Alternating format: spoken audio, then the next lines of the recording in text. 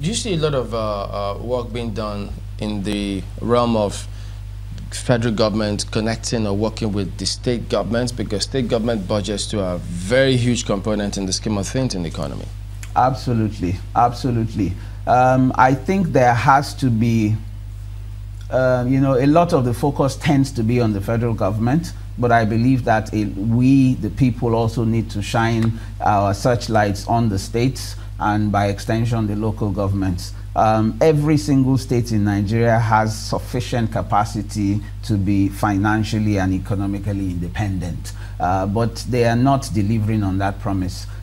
Today, most states easily cannot pay something as basic as salaries. Now, this is when we have a minimum wage of 18,000. What happens when minimum wage goes up later this year to maybe 30 or 40,000 naira? Then you will have a situation where the states that are already being bailed out will clearly come back and ask for more bailout. So I think there is also a need for us to also find ways of holding the states accountable, because the capacity to generate revenues internally is huge. A lot of the states are not realizing 1 or 5% of the potential that exists. So my sense is there is no money. So the way forward, in my view, will be public-private partnerships. You know. As a follow-up to that, do you think that we need an elephant-sized budget, as to what some refer to as chicken size, because you say it's just about 6% of the budget?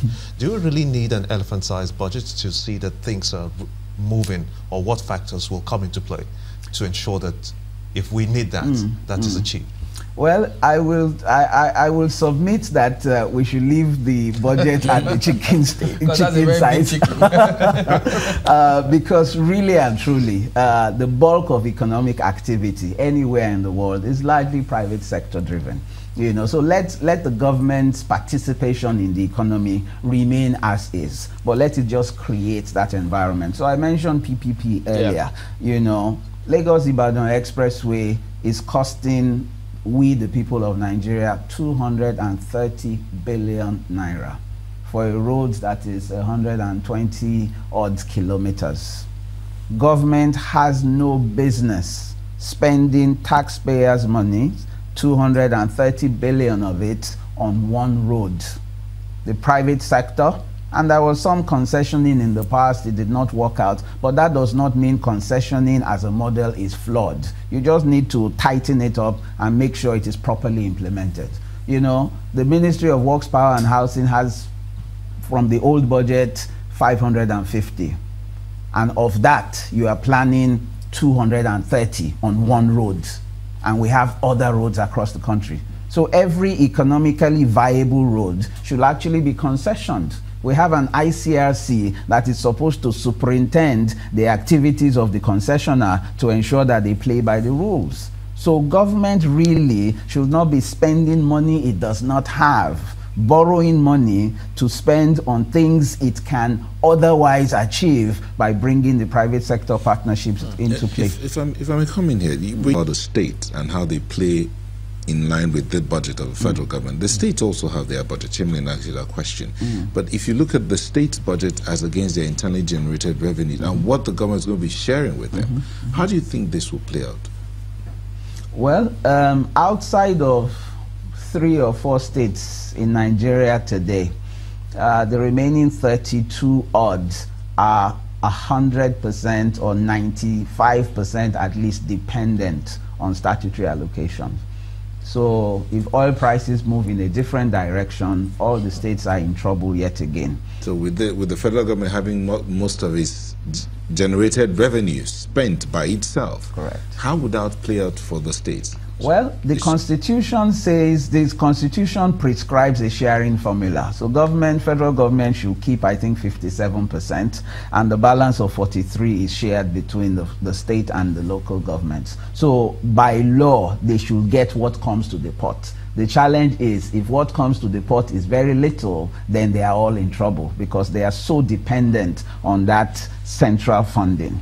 If I could even jump in there, because what comes into the pot, as small as it is, let's not even forget to mention capital flight, because the companies are giving these funds to construct those roads, largely, some of them, there will always be capital flight. We're not even investing and ensuring that we have our local ones involved such that the funds can circulate. So that's another huge challenge, because if oil fizzles out in the next how many years, what happens? Absolutely. I think you've raised a very valid point. You know, for many years we've been talking about skills and technology transfer.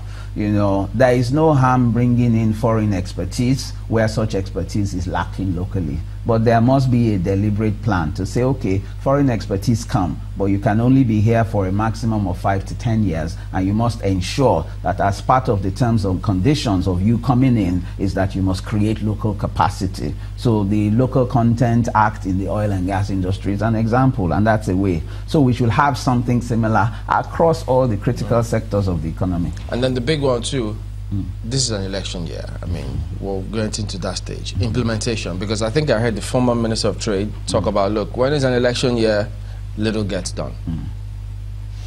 How do we implement this? Well, when it was not an election year, we struggled with implementation. Oh dear. It is now an election year, but there is another side to the argument. And the other side to the argument is, well, because it is an election year, government must then demonstrate some capacity.